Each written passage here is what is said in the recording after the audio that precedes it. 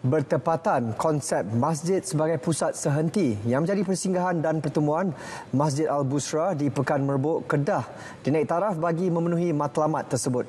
Transformasi dilakukan ke atas masjid lama yang dibina pada tahun 1972 dengan rekaan moden serta diberi nafas baharu sesuai peredaran semasa.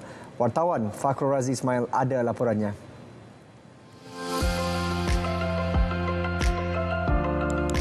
Menurut pengerusi dan Imam Masjid Muhammad Firdaus Maakhir, sejak mengambil alih pentadbiran masjid ini pada tahun 2018, beberapa inisiatif berjaya dilaksanakan. Ia termasuk naik taraf ruang solat, menambah hiasan seni reka masjid, membina tandas dan medan selera berkonsepkan hentian rehat dan rawat (R&R), membina perpustakaan mini serta kemudahan tempat letak kereta yang selesa. Pekarangan masjid turut dilengkapi tempat cuci kenderaan. Selain itu, air telaga wakaf turut disediakan untuk sesiapa sahaja yang berdepan kesulitan mendapatkan bekalan asas itu. Pengunjung juga boleh mendapatkan barangan keperluan harian yang dijual di Al-Busra Mart yang terletak dalam kawasan masjid. Hasrat untuk menjadikan masjid ini sebagai masjid mesra musafir pertama di Kedah kini terlaksana apabila ia berkonsep terbuka tanpa pagar dengan tujuan mengalu-alukan kedatangan pengunjung tidak kira masa.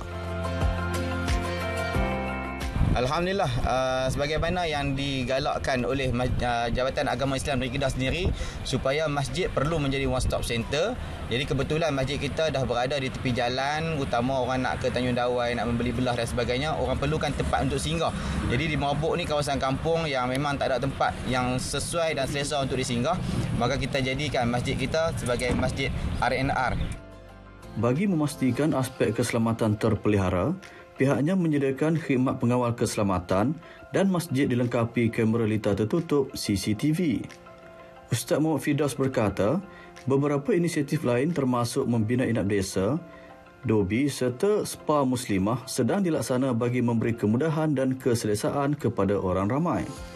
Selari perkembangan media sosial, pengusaha masjid menggunakan saluran TikTok dengan pengisian pelbagai kandungan yang santai dan bersahaja bertujuan menarik kedatangan pengunjung untuk singgah di masjid ini.